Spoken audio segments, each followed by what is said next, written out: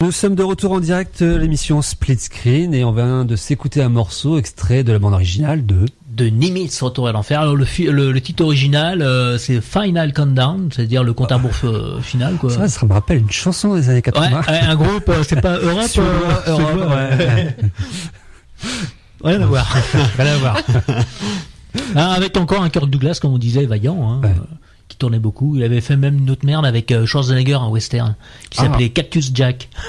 Ah, par contre, je crois que je l'ai vu, celui-là, ça me dit quelque chose. Ouais. Oui, vers la fin, il croyait plus trop, mais bon. Mais ce qu'on oublie quand même, on va finir là-dessus, c'est qu'il devait jouer le colonel Trotman dans Rambo.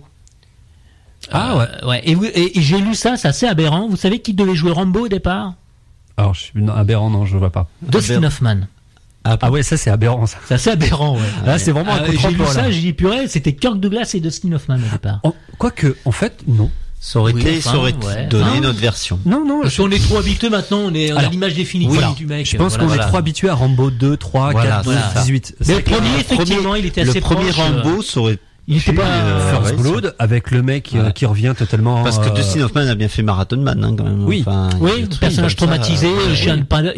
Ça s'inscrivait effectivement. Moi, je pense que ça aurait donné une autre dimension. Oui, après Rambo 2 et 3, bon. Parce que Rambo, le premier, n'est pas un film bourrin. Ah non, First Blood. First Blood était un film plutôt avec une approche, on va dire, sociologico-psychologique d'un personnage qui, en fait, qui ne retrouve pas sa place. Sur la réinsertion, en fait, effectivement. Et l'image, en fait, qu'a le reste de la population américaine sur en fait les vétérans du Vietnam. C'est le traumatisme qui s'inscrivait à cette époque de ces films. Il y a un très beau film aussi avec John Voight, Retour, qui est un peu sur la même thématique, fait un an juste ou 2 ans avant, justement le problème de la réinsertion des anciens combattants. Qui avait été un peu traité aussi dans Retour vers l'enfer. Où il y avait aussi ce problème de réinsertion quand les mecs reviennent avec un côté plus spectacle. Ouais, voilà. Mais bon, il y a quand même là, bref.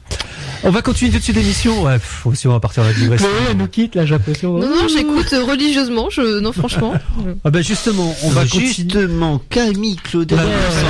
Justement, c'est à toi ça. C'est pour toi. C'est ça qu'on fait. Bah ouais, non. Eh ben, Camille Claudel 1915, c'est simple. Ça parle de Camille Claudel. C'est simple. C'est l'année 1915 de Camille Claudel. Donc, qui est, en fait, c'est la deuxième année qu'elle va passer, à l'asile psychiatrique, qui se trouve, elle a été internée une première fois dans un asile, donc vers je ne sais plus trop où, mais la guerre oblige. C'est sa famille l'a déplacée dans un asile psychiatrique à Mont-de-Vergue, je crois, en Avignon, par là, dans le pays d'Avignon. Donc voilà. Et donc le film raconte la vie de Camille Claudel au sein de cet hôpital psychiatrique. Voilà. D'accord. Point barre, c'est tout. C'est pas plus que ça, non. C'est vraiment sur une période donnée, en fait. Pardon? C'est une période vraiment très courte donnée. Voilà. Le titre, en fait. Non. Qui c'est qui l'a vu d'autre? Il y a que moi qui l'ai vu. Oui, parce que je croyais qu'on était deux, d'accord. Non, mais voilà, je suis au regret de dire que je n'ai pas eu le temps de rendre visite à Camille. Tu tendais la perche, mais en fait. Mais d'accord. Oui, alors, c'est Bruno Dumont. Alors, ça peut faire peur à certains. Pourquoi? Qu'est-ce qu'il a fait? Rappel. Alors, pour moi, je n'avais vu que l'Humanité. Je ne crois pas avoir vu autre chose de lui.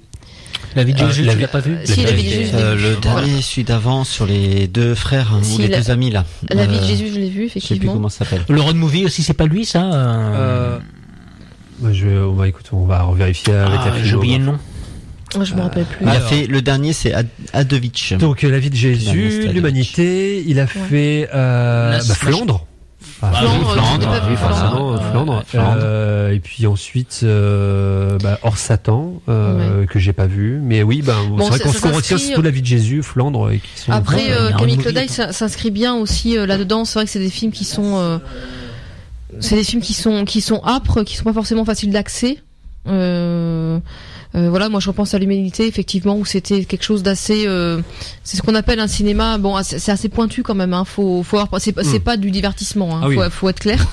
Voilà. Ça peut être perturbant, même. Ça peut être très perturbant. Oppressant même, je trouve. Oui, justement, ça l'est encore plus pour Camille Claudel, parce que c'est vrai. La claustrophobie, l'emprisonnement. Oui, il y a ça, et en fait, ce qu'il fait, c'est alors il y a l'histoire même, effectivement, du personnage, qui est que c'est sa famille, c'est à la demande de sa famille qu'elle a été internée pour, délire paranoïaque, enfin voilà, on sait pas trop effectivement, on a quelques indices sur le pourquoi elle a été internée. Alors par contre, on ne sait pas si c'est les vraies raisons ou si c'est uniquement son délire, on ne sait pas. Mais à la limite, c'est pas ça qui est important, parce qu'en fait là, on va la suivre dans son quotidien, et elle s'ennuie comme un rat mort, il y a pas d'autre mot, mais pour autant nous il a su filmer l'ennui sans que le spectateur s'ennuie. Alors encore une fois, c'est aussi il faut apprécier ce genre de film, parce que oui, alors comme souvent chez Dumont, il y a pas de musique, oui. C'est lent, c'est long, c'est très très alors c'est pas calme, parce que ça raconte des choses, c'est très serré les plans. Et ça dépend. Justement, là, je trouve que par rapport à d'habitude, Dumont, parce que dans La vie de Jésus, ça jouait là-dessus. Voilà, mais par rapport à d'habitude, je trouve que bizarrement, c'est un film qui est quand même assez lumineux. Même j'ai trouvé au niveau de la photo, d'habitude c'est un petit peu crade, un petit peu voilà, on est un peu là-dedans. Dire que c'est un cinéma cru, dans le sens où la façon dont sont filmés la lumière, le cadrage, en fait on est toujours très proche des personnages, ils sont. Mais là, effectivement, on est effectivement dans l'image nue, un petit peu épuré dans l'image nue, mais on n'est pas dans le cru. Je trouve pas qu'on soit dans le cru. Contrairement peut-être à aux deux films que moi j'avais vus, on est moins dans le sale et dans le cru. On est vraiment dans c'est même il y a même quand elle est dans le jardin et que elle attend que le temps passe, elle s'assoit sur un banc dans le jardin, il y a des choses qui sont assez lumineuses, bizarrement, parce que ce que vit le personnage n'est pas lumineux du tout. Au contraire, elle va se mettre tout le temps elle va essayer de se mettre le plus loin possible tout le temps des autres pensionnaires. Donc les autres pensionnaires aussi, qui sont eux interprétés par des personnes qui sont réellement malades mentales.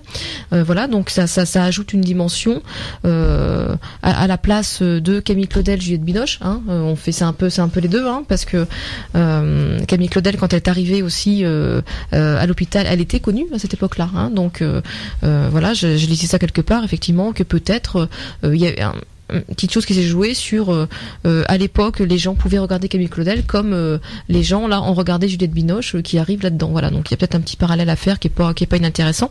Voilà, mais c'est vrai que c'est un film qui est qui est oppressant, qui est on sent, au milieu du film, on se dit mais c'est pas possible, mais ça va pas finir, c'est pas possible, mais c'est pas parce qu'on s'ennuie, c'est parce que c'est oppressant et qu'on a qu'une envie de sortir de la salle de cinéma, parce que on a besoin d'un bol d'air. Voilà, même si le film n'est pas filmé alors il est filmé entre les murs de l'hôpital, enfin comment on appelle ça, c'est pas du pensionnat, c'est comment ça s'appelle, c'est de l'hôpital, on va dire. Maison de soins, non? On va appeler ça comme ça. Je sais plus comment il l'appelle dans le film, donc de l'hôpital. Et on sort pourtant. C'est pas sanitarium, non, comment ça s'appelle? Non, c'est un asile, oui, je sais pas. C'est un asile. Il y a un asile, l'asile. Et donc c'est vrai que des fois on sort hors les murs de l'asile, mais même dans ces moments-là, on sent une certaine oppression quand même, et on est vraiment avec le personnage dans ce côté mais je m'ennuie, il y a rien à faire, et voilà. Et là au fait il filme le personnage pendant les 3/4 du film, il la filme en train de ne rien faire. Voilà, on mange, on attend, on se balade, on rencontre les autres. Voilà, c'est très long, c'est très lent, et c'est très oppressant, alors que la mise en scène n'est pas spectaculaire du tout, quoi. Elle est un peu épurée, ça reste âpre dans ce que ça raconte, mais la mise en scène pourtant pourrait laisser penser à quelque chose où on pourrait respirer un peu, mais en fait pas du tout. Donc je trouve ça intéressant. Par contre, alors le problème de ce film-là, c'est que à un moment donné, le frère de Camille Claudel, donc Paul Claudel, vient la voir, et on a complètement un décrochage de l'asile. On n'est plus dans l'asile avec Camille Claudel. On part avec Paul Claudel, qui à ce moment-là, dans son délire un peu mystique, il a rencontré Dieu, tout ça. Et c'est vrai qu'il y a on était tellement avec Camille Claudel dans l'asile, et puis à être avec elle dans son quotidien, et à le supporter et à le subir avec elle, que le décrochage qu'il y a avec Paul Claudel, c'est un peu il part dans il nous parle de Dieu, il nous parle de machin, et c'est vrai que c'est un petit peu dommage. Et du coup on se dit, on attend un petit peu, on se dit quand ils vont se voir tous les deux, ça on s'attend à quelque chose d'un peu fort. Et du coup moi j'étais un peu déçue de la petite scène, minuscule scène qu'ils ont ensemble, voilà, où Paul Claudel dit, écoute sa sœur, je ne sais pas même pas s'il écoute, en tout cas il est dans la même pièce qu'elle, quand elle lui répète son délire, oui c'est Rodin qui m'a mis là pour me piquer mes statues, mais pour me voilà, mais c'est vrai qu'il y a une fois ça passé, Paul Claudel repart avec le médecin, et puis voilà, donc il y a un espèce de décrochage qui est un petit peu dommage, parce qu'il y avait une vraie force en ne suivant que Camille Claudel, et je sais pas si c'était utile. Il y a un changement, il y a peut-être un changement dans le fait où le personnage du frère incarne une intrusion dans le quotidien de Camille Claudel. Peut-être, en tout cas, moi, j'arrive pas trop à voir comment il a voulu le traiter, mais pour moi, ça décroche. Moi, j'ai un peu décroché à ce moment-là. C'est vrai que son délire un peu mystique avec Paul Claudel, j'ai pas trop suivi. En plus, c'est vrai que chez Dumont aussi, des fois, on a un côté, alors non pas théâtral, mais un côté très distancé. Donc ce qui fait qu'on peut décrocher très vite aussi des monologues des personnages, hein. Donc là en plus c'est vrai que c'était un petit peu long au niveau de Paul Claudel, donc moi j'ai un peu décroché, mais dès qu'on revient sur Camille Claudel, ça y est, on est dedans, et il y a des scènes qui sont toutes bêtes mais vraiment très fortes, quand à un moment elle se saisit d'un bout de terre, elle la malaxe, elle est en colère, elle est parce qu'elle peut plus sculpter au sein de l'hôpital. Donc son quotidien c'est je mange, je me pose sur un banc, je regarde le ciel, je me balade, je vais d'un point A à un point B, mais il y a rien à faire. Voilà, et il nous filme vraiment ça d'une manière très intéressante, parce que c'est pas qu'on s'ennuie, encore une fois, c'est vraiment qu'on est avec elle et qu'on vit l'ennui avec elle, on vit ce que elle vit.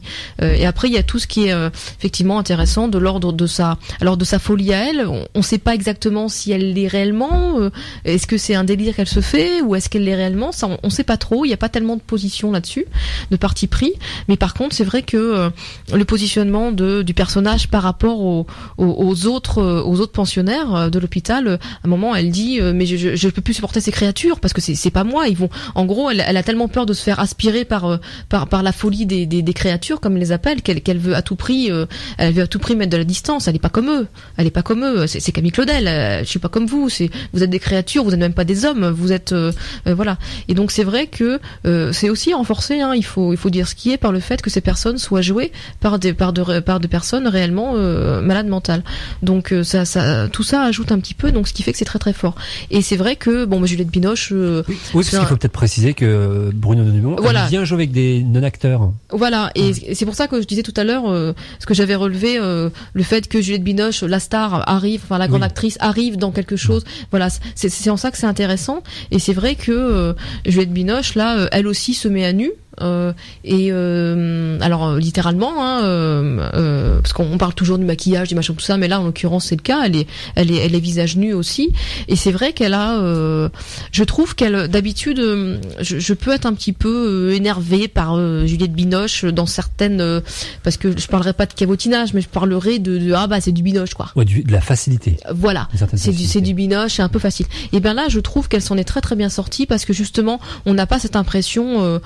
On voit, alors pour ma part, j'ai vu réellement, alors Camille Claudel, j'ai vu un personnage en souffrance dans cet asile-là, et c'est vrai qu'elle s'en sort vraiment très très bien, et que là elle fait quand même une très très bonne composition, et qu'elle se met à hauteur du film. C'est pas, elle est pas starisée, elle se starise pas, elle fait pas sa star, et c'est très très, c'est très très cohérent avec le film, avec ce que ça raconte, avec le personnage.